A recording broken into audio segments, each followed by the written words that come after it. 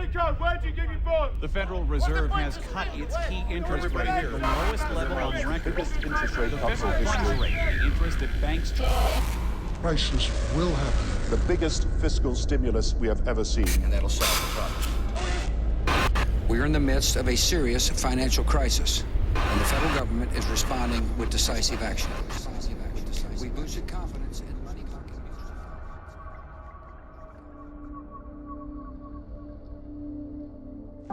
Have you taken a large home loan? Or did you put your savings in stocks, mutual funds, or bonds?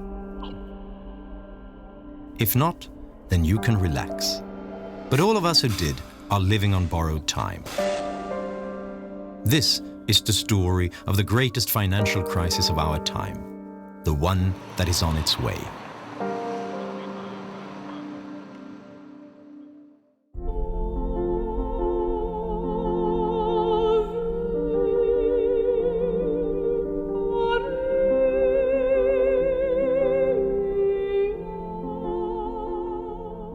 They spent hundreds of billions of dollars to show that they were doing something, but not properly designed and not as effective as it should have been. When they start losing money, hey, we got to get back in the game. We got to get those dice rolling again. Hey, let's create another bubble. You think the dot-com bubble was too big? We got a bigger one for you. We'll call it the real estate and the credit. Well, the problem is they never actually cure the crisis, right? They just give alcohol to a drunk. It doesn't sober him up. It just, sets him up for, a bigger hangover. And that's all we've done. And that's all we're trying to do. And so I know at some point you kill the patient, right? At some point you can't drink anymore. It's just the end of it. You reach the end of the ability. And that's where we are. Congress wanted to believe them. Congress wanted an excuse to bail out the auto workers. And the executives gave them just enough political cover to say, well, I'm not really doing this because I want auto worker votes and I'm going to give them a huge amount of money. I'm really doing this for the American economy. The Federal Reserve has cut its key interest rate to the lowest level on record. The federal funds rate.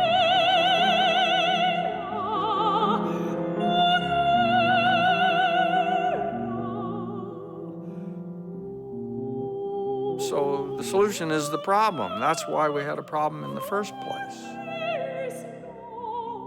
And this is the danger in protecting investors and consumers from the consequences of their own decisions.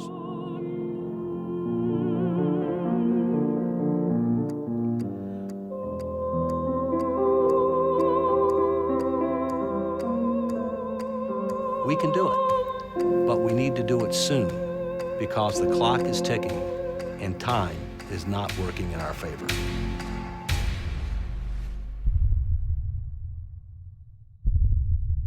I know many Americans have questions tonight. How did we reach this point in our economy? And what does this mean for your financial future? These are good questions, and they deserve clear answers. First, how did our economy... They took down the symbols, the financial symbols of America, the twin towers of the world trade. Today, we've had a national tragedy. 2 airplanes have crashed into the World Trade Center.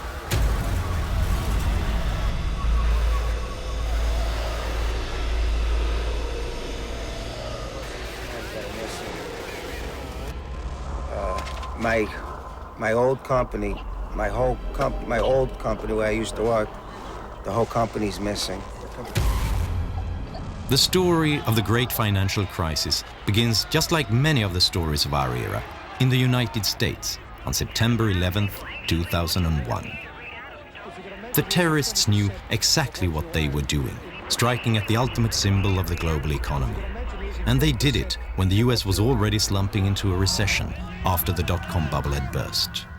Despite the tragic events of September the 11th, the foundations of our free society remain sound, and I am confident that we will recover and prosper as we have in the past.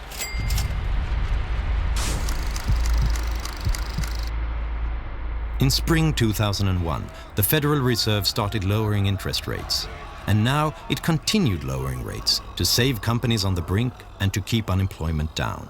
During 2001, the interest rate was lowered from 6.5 to 1.75%. In 2003, it was cut all the way to 1%, and it remained there for a full year.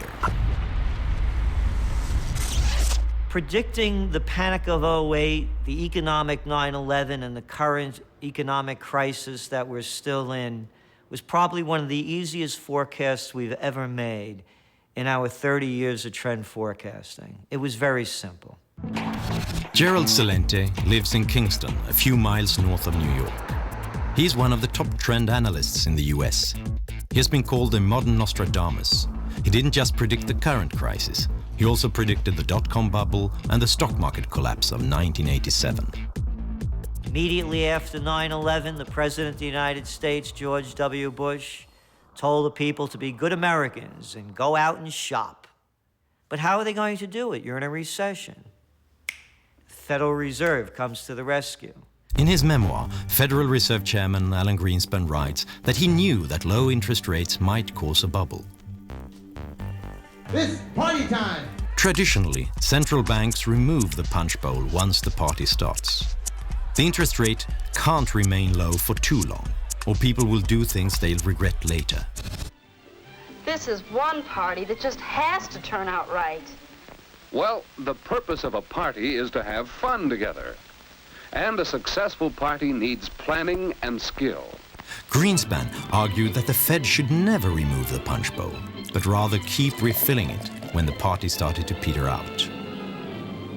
And if things went bad, the Fed would clean up the mess and tend to the hangover. Banks and speculators loved it. Now they could take greater risks than ever before. If they were successful, they could keep the profits. And if they were unlucky, Greenspan would rescue them. Mom was that way. Let me come home crying over something and she'd give me candy every time.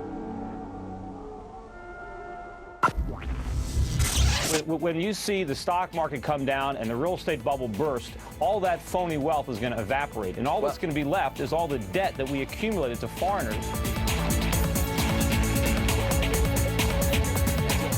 Peter Schiff is another analyst who was roundly mocked when he predicted a crisis for the US economy in the midst of the boom. We went on an unprecedented global spending binge. American citizens borrowed and spent trillions of dollars to buy stuff.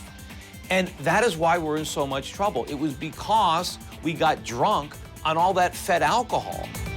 Fed alcohol. Fed alcohol. In a world that was suddenly uncertain, with the country under attack, nothing felt safer than investing in your own home, in the American dream. I do believe in the American dream. I believe there is such a thing as the American dream. Owning a home is a part of that dream. It just is. Right here in America, if you own your own home, you're realizing the American dream. Vernon Smith was awarded the Nobel Prize in Economics in 2002. He received it for his research in experimental economics. In his experiments, he puts economic theories to the test. Smith is an expert on bubbles. If you can buy a home with almost nothing down, then you do well if the prices continue to go up. If it goes down, well, then you have an incentive to walk away from it and let the bank have it. Low interest rates caused a housing bubble. Cheap loans encouraged people to buy more and bigger homes. Housing prices began to rise by 10% a year. So many took out a second mortgage on their old house to fund consumption. You want to go on that vacation? Buy some new clothes? How about putting an addition on your house? You don't have the money? How about a home equity loan? That's for you. Let's use your house as a piggy bank. The banks granted loans to almost anyone. Why would you need a decent income to buy a home if you can get rich just living in it? The market even coined the term Nina loans. No income, no assets, no problem. You'll get a loan anyway. The legislation was more aggressively pushing lenders to lend to people of modest means, people whose incomes were 80% of the median income or below. Politicians encouraged this. For a long time, both the left and the right have been encouraging home ownership. So they've created deductions, subsidies, and insurances. And they created two huge mortgage financing companies, Fannie Mae and Freddie Mac. Their job was to use thousands of billions of dollars to insure loans for people who couldn't get them on the open market. They were government-sponsored enterprises. They had private owners, but they had been created by Congress, and their transactions were guaranteed by the government. So particularly Fannie Mae and Freddie Mac are government-sponsored enterprises, and what it means is they're private, not now maybe, but they're private companies that have special charters from the government. And the thing about government-sponsored enterprises, which is the main thing people are talking about, is a sense that they're guaranteed by the government. First of all, government-sponsored corporations that help create our mortgage system. I introduced two of the leaders here today. They call those people Fannie Mae and Freddie Mac, as well as the federal home loan banks, will increase their commitment to minority markets by more than $440 billion. In the last decade, Fannie Mae and Freddie Mac have donated more than $200 million to politicians in Washington. Enterprise-sponsored government. I asked the former Freddie Mac chief economist what they got for their money. I don't know. I mean, that's a tougher question. No, they had a pretty good charter. They were regulated in a spotty way. In many ways, the regulatory structure wasn't that bad, but it was the case that the regulatory structure was a compromise. It wasn't a treasury, it wasn't a housing, really. It was somewhere in between. You know, there was a huge moral hazard courtesy of the government in the mortgage market. When the government, through Fannie and Freddie, started to guarantee mortgages, then the lenders were no longer worried about getting their money back because the government said, we guarantee it. And so that's why I've proposed and urged Congress to fully fund the American Dream Down Payment Fund.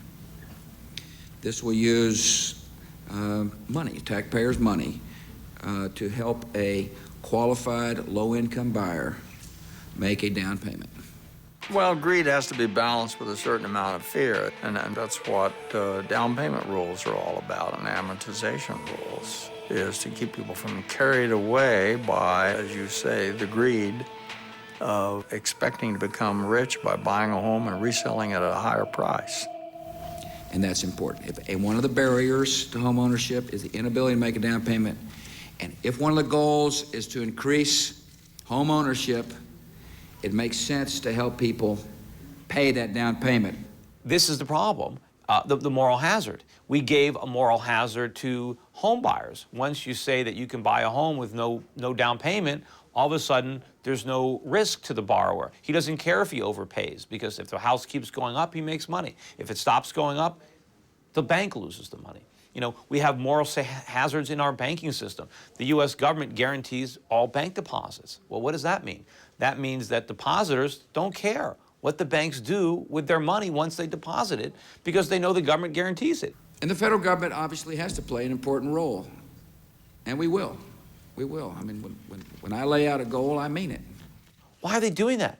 Why can't we let mortgages be financed in the private sector? The reason is because the private sector would not finance these crazy mortgages, and real estate prices would have to come down to levels that people can actually afford.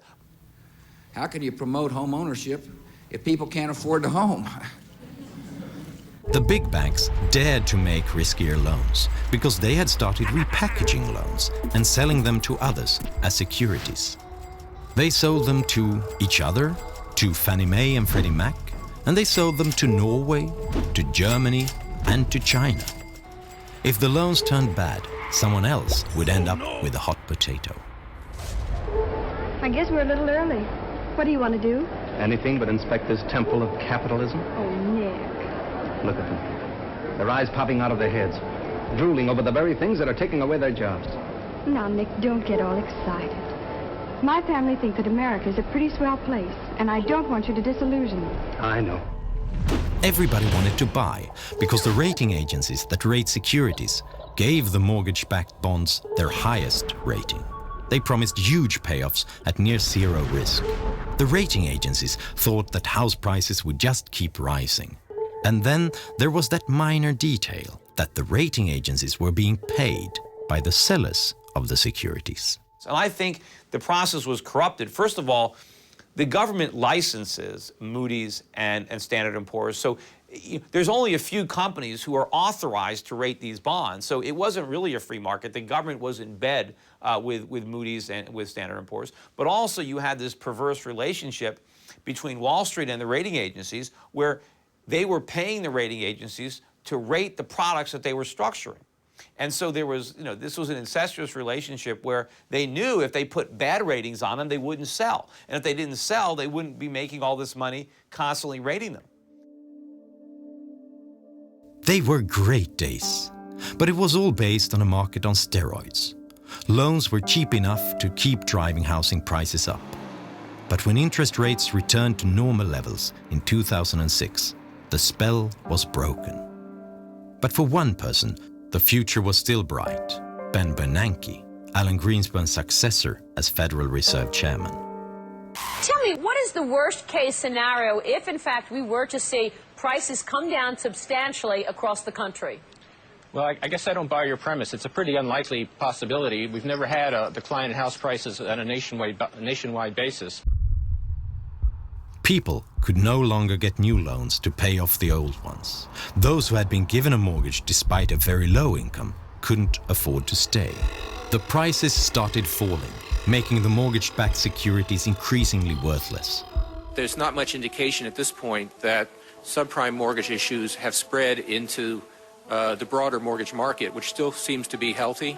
The rating agencies removed the high ratings from the securities.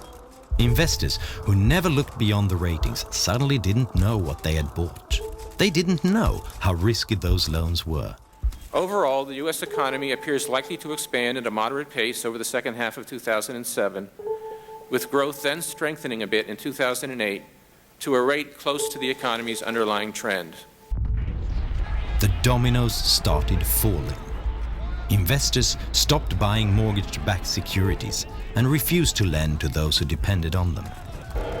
Investment banks like Bear Stearns and Lehman Brothers suddenly couldn't get new loans to stay in business. Fannie Mae and Freddie Mac could no longer hide the disaster. The financial crisis started in a way that is eerily similar to today's situation. It started with an economic crisis in the US and a government that responded decisively. After 9/11 and the dot-com collapse, the US government decided to save the economy by inflating a new bubble. Today, the world is trying to get out of the financial crisis by inflating a new bubble. The difference is that this bubble is much bigger.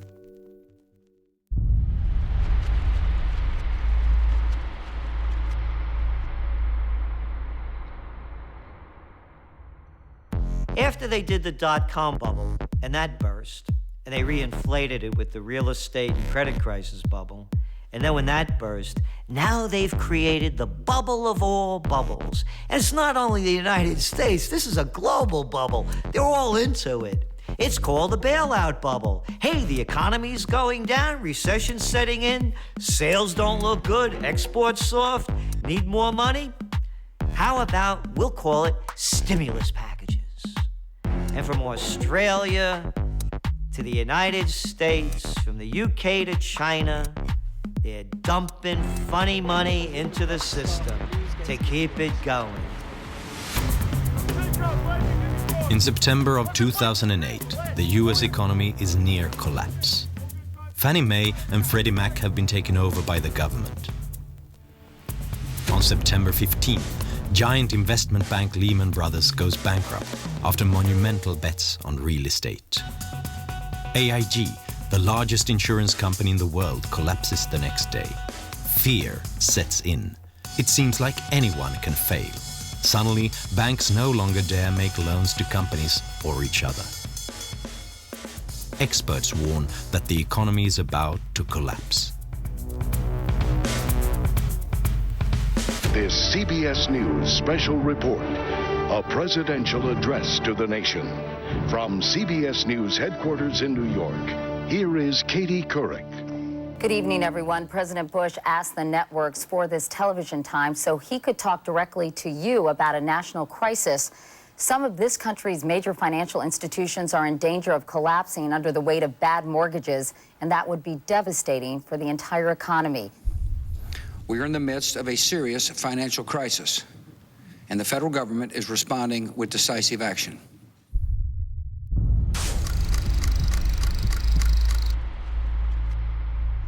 In a televised speech, Bush scares the market even more, while still claiming that they can trust him. He has a solution. Under our proposal, the federal government would put up to $700 billion taxpayer dollars on the line to purchase troubled assets that are clogging the financial system.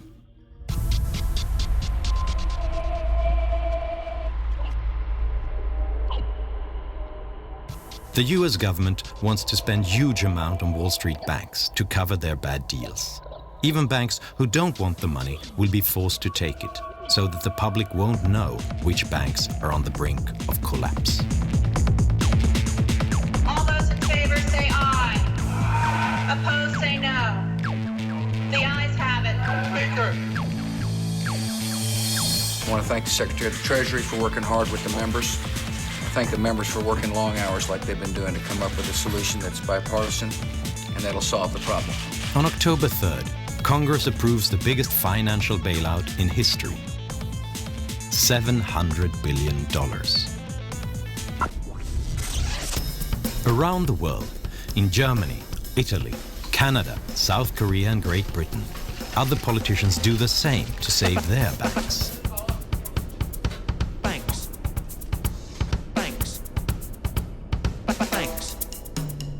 We've taken the right, the decisive and the tough decision that was necessary to protect the stability of the financial system and to protect the depositors. David Walker was US Comptroller General from 1998 to 2008. He quit because he was so worried about the US economy that he wanted to have the freedom to warn about what may happen. In my view, the bailout was necessary in certain regards, but in many cases, we wasted a lot of money because we didn't do three things. First, have clearly defined objectives about what we were trying to achieve. Secondly, have criteria established up front as to who would get the money and who wouldn't get the money. And number three, have conditions established up front as to what they could and couldn't do with the money. And as a result of not having those three things, some people got the money that didn't deserve it. Other people got the money that didn't make good use of it. And as a result, we had a lot of waste with regard to taxpayer money. What would it mean if the domestic industry were allowed to fail? You heard Senator Stabenow, so I won't repeat other than to say... As a result of the crisis, the situation for the US auto industry became critical. On November 19th, their CEOs fly to Washington to demand money. The executives came out and they said, if you don't do this, we are going to see a jobs holocaust. They issued extremely high estimates of how many jobs would be lost that included counting every single company that supplies them with anything. That's why this is all about a lot more than just Detroit. It's about saving the U.S. economy from a catastrophic collapse. A month later, President Bush gives billions of dollars to General Motors and Chrysler. The money comes from the bailout package that was really only designed to save the financial industry. Now some U.S. auto executives say that their companies are nearing collapse, and that the only way they can buy time to restructure is with help from the federal government. Megan McArdle is a financial analyst for The Atlantic and has written extensively about the problems of the U.S. auto industry.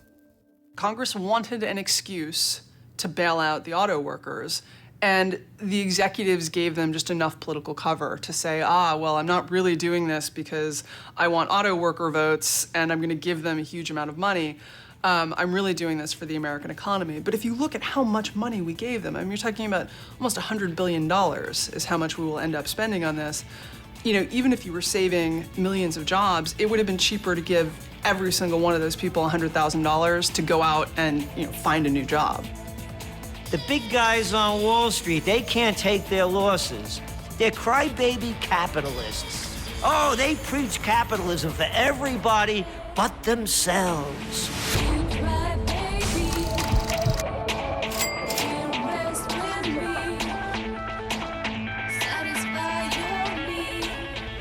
The Federal Reserve has cut its key interest rate to the lowest level on record. Fed Chairman Ben Bernanke and his colleagues also pledged to use all available tools to contain the widening crisis and the longest recession in a quarter century. December 16th, 2008. It is time again to pour alcohol into the punch bowl. The Federal Reserve reduces interest rates to practically zero to restore investor confidence. Other central banks do the same.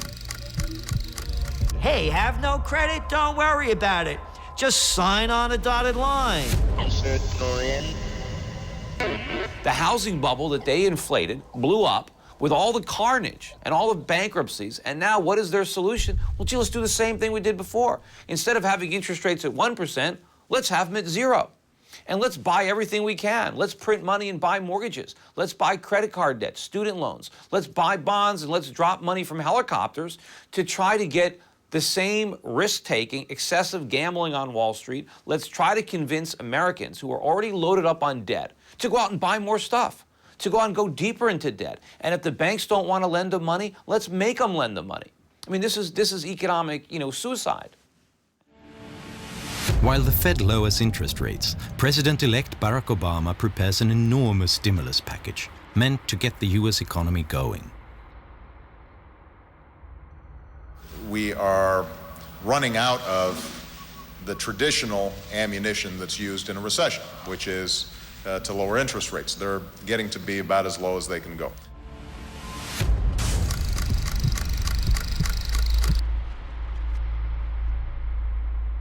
The American Recovery and Reinvestment Act that I will sign today, a plan that meets the principles I laid out in January, is the most sweeping economic recovery package in our history.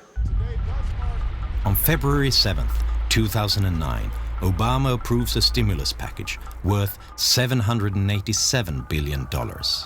With the Bush stimulus package from the year before, U.S. politicians have now spent close to $1 trillion to stimulate the U.S. economy.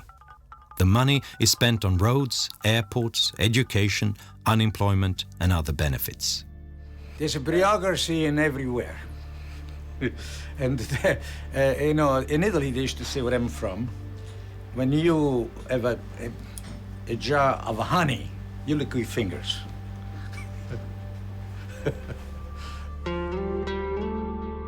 The town of Union is located a few hours from the Canadian border.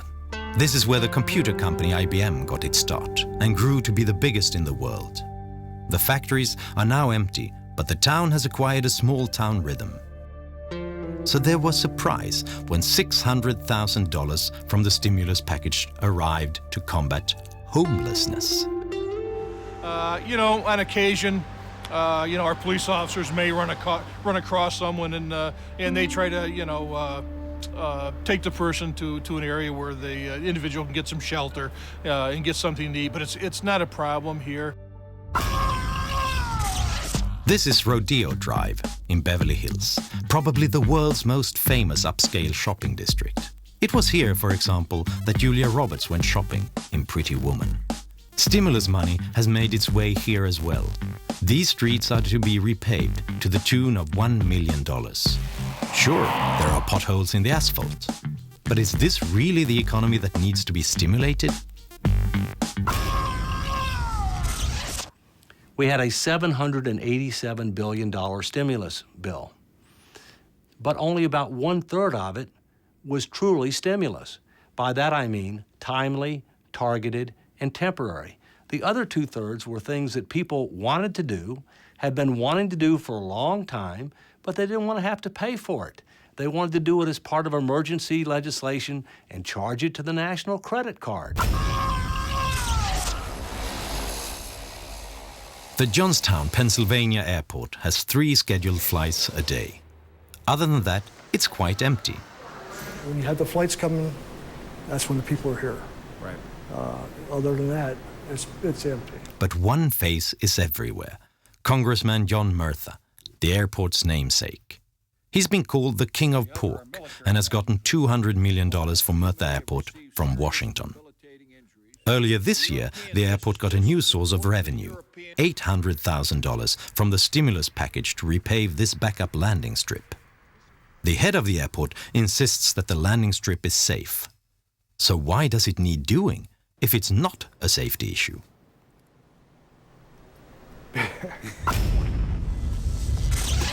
Because of the steps we've taken, this plant is about to shift into high gear. One of the biggest stimulus programs was aimed at the auto industry, cash for clunkers. Turn in your old car and get cash toward a new one from the government. It was so popular that its $1 billion budget ran out in a week, so more money was quickly injected. Many countries offered similar programs. Germany had the biggest one and handed out almost $7 billion to those who scrapped any car more than 9 years old while buying a new one. Our government seemed to think that German auto industry is so important, we have to support it in some ways, and therefore they created this bonus. They didn't call it a scrapping bonus because I think they knew just how ridiculous that was, so they called it an environment bonus. Karen Horn is a doctor of economics at a German economics institute. And of course, people took advantage of that. It worked as long as it was on, the program worked, but now it's out, it's over, and of course, numbers are dropping. People are feeling that they ran into additional debt due to that bonus that they wanted to take advantage of, and they're having problems they didn't anticipate. So Germany spent almost $7 billion to scrap fully functioning cars and to maintain excessive auto factory output. Once the program ended, the industry was right back in the doldrums. I was just very surprised that people would accept the idea so readily. That they would accept the money is something else, who wouldn't, but that they would find this a solution that they deemed viable. It doesn't give me a very good impression of the rationality of the voter and taxpayer, I must say. And that's where we are. I think at this point, the problem is now so big that government stimulus is not going to, buy us another 5 or 6 years of phony growth like it did last time. Because we have to accumulate so much more debt now. Because the bigger the problem gets, the more we have to stimulate to get that short-term boost. But now the bigger the bust, because now we have a bigger stimulus, to get out of the economy. About a year after the worst economic crisis in modern history, Lehman Brothers is gone. But apart from that, Wall Street looks much the same. Many banks are reporting record profits. The world's stock markets have skyrocketed. The market is finally breathing a sigh of relief. But isn't it somewhat uncomfortable? Haven't we been here before? All the measures that we have taken to save the economy, the low interest rates, the massive debt, the safety net for the financial industry, these are the very things that led us into a crisis in the first place. We've been saved from the consequences of one burst bubble by inflating 100 new ones all over the world.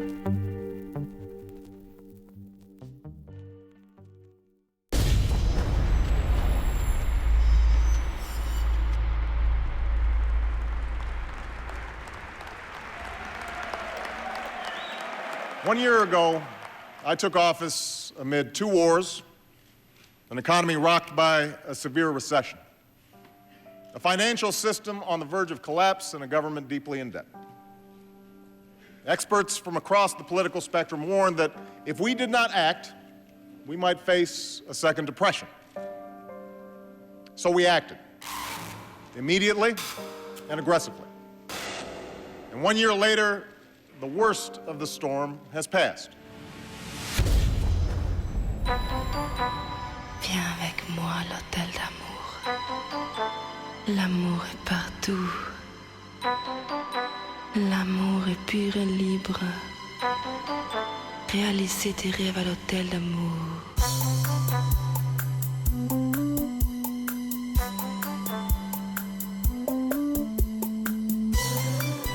There are positive signs. This is the Hamptons outside New York, a classic playground for Manhattan's elite. A house by the Atlantic like this one costs $30 million. And a hot dog bun with lobster salad costs $18. Fast food, Hampton style. The crisis has made its mark here too. There are fewer private jets at the airport. Instead, the Porsches jostle the Mercedes on the turnpike to New York.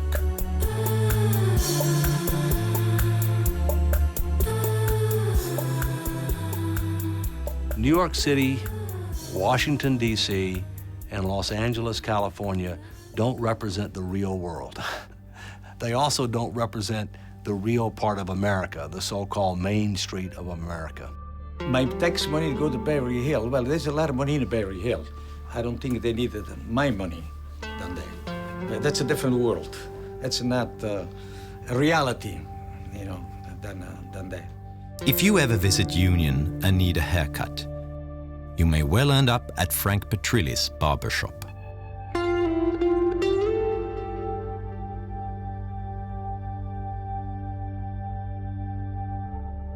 But unfortunately, a lot of people lost their homes because they lost their jobs. And they're not living the life that one time were able to do it. A lot of the young people, especially educated, they try to move, go out of town. But I believe no matter where they go, the situation is the same all over. Where are they going to go, Detroit? Now listen, son. I wasn't going to tell you this, but you're the reason we came here all the way from Indiana. You've heard all the talkers. Now I'm going to show you the doers.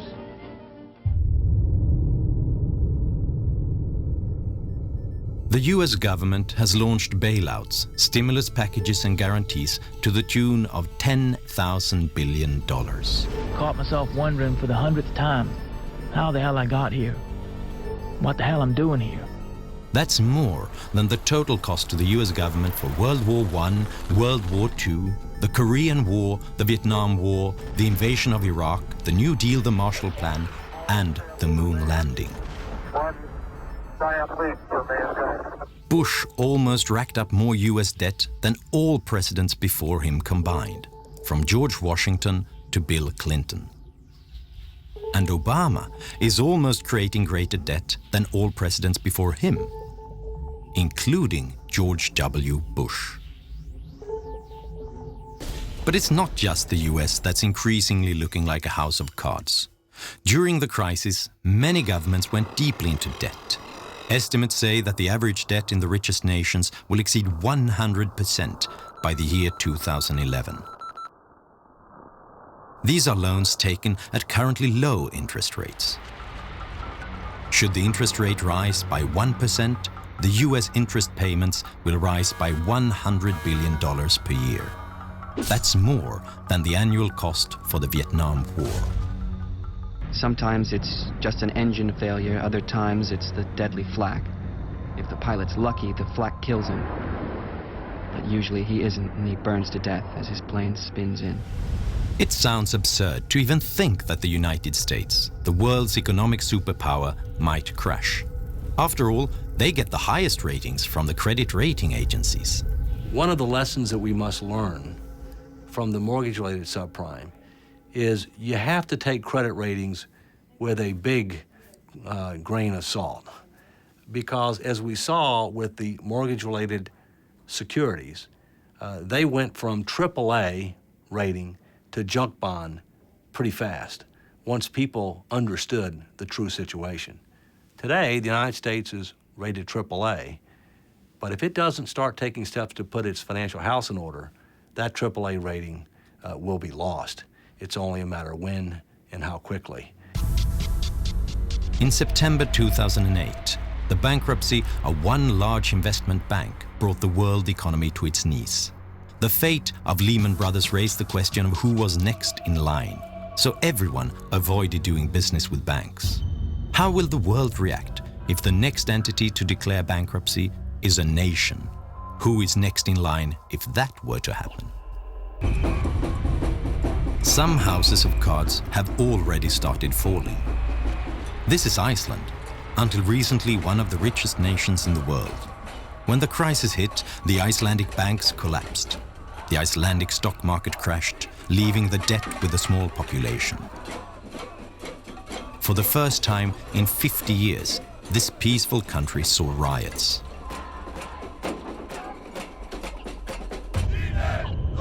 This is Greece. Here, deficits have hit a record high. The national debt is approaching 135% of GDP. The market wants higher interest rates for Greek loans, increasing the pressure on its strained economy. It seems like the Greek government needs a bailout to avoid collapse. Italy, Spain, Portugal, and Great Britain are other EU nations with similar problems. What about my country, Sweden? The country's finances are fairly robust. Our national debt and deficit are lower than that of most nations. But Sweden is highly dependent on the world economy. More than half of our prosperity is based on exports. When other countries crash, we get hit almost as hard. And Swedish housing prices have risen during the crisis, despite the recession and despite rising unemployment. But because of low interest rates and a government mortgage company, SBAB, making loans easier to get. Swedes have never carried more debt in relation to their income. Doesn't all of this sound very familiar? We have new bubbles everywhere, so I am pretty worried about what's going to happen. If you don't want bubbles to burst, then don't blow them up in the first place, because all bubbles burst. If enough things can go wrong, some of them probably will. The question is just which needle will burst this bubble? Will it be new credit losses as banks take on greater risks, knowing that the government considers them too big to fail? Or falling stock prices as interest rates rise and the steroids wear off? Will it be the Chinese economy overheating? Or will it be a collapse of confidence in the US dollar?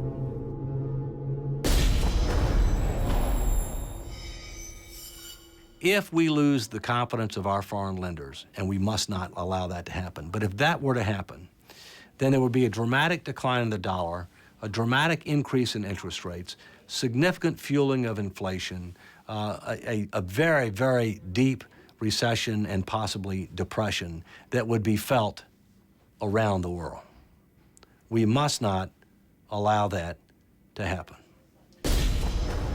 When the next bubble bursts, you cannot use the same emergency measures. You can't lower interest rates that are already at rock bottom. You can't stimulate the economy with borrowed money if an excessive national debt is the cause of the crisis. The governments could save the banks, but who can save the governments? Ultimately, there's going to be a price all around the world to be paid for this. And the longer it continues, the bigger that price is going to be. You know, this really is a moral question. I mean, I can give you plenty of big and bad numbers. You know, when you talk about tens of trillions of dollars, it's just hard to imagine. But you have to put a face on it. And to me, I put my children's and my grandchildren's face on it. It's their future that we're mortgaging. When we tell people that there's going to be a bailout bubble, and they see the world equity markets up 50, 60%, they don't want to believe that it's another bubble. They want to step right up back to that table and throw their dice and try to win their hand at the wheel of fortune that Wall Street's spinning. So people still don't want to believe that the worst is yet to come. It's easy to think of these predictions as much too gloomy. But that is exactly what people said the last time. When these experts predicted the 2008 financial crisis, they were laughed at in the media. Through the floor. You guys are deluding yourselves.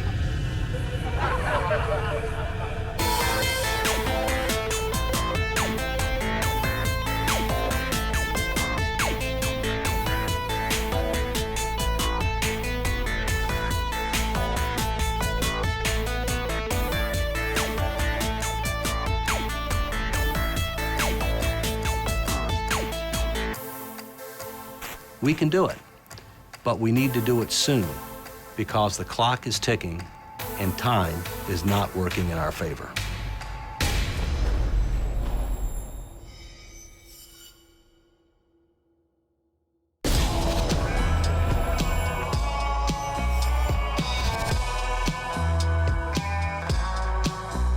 Some of the townsfolk said he was dumb as dirt, but it didn't bother him none. He had a steely look in his eyes that told a different story. He didn't pay no mind. He was a pioneer through and through, and his mind was as wide open as that prairie he'd left behind. His only weaknesses were women and firewater.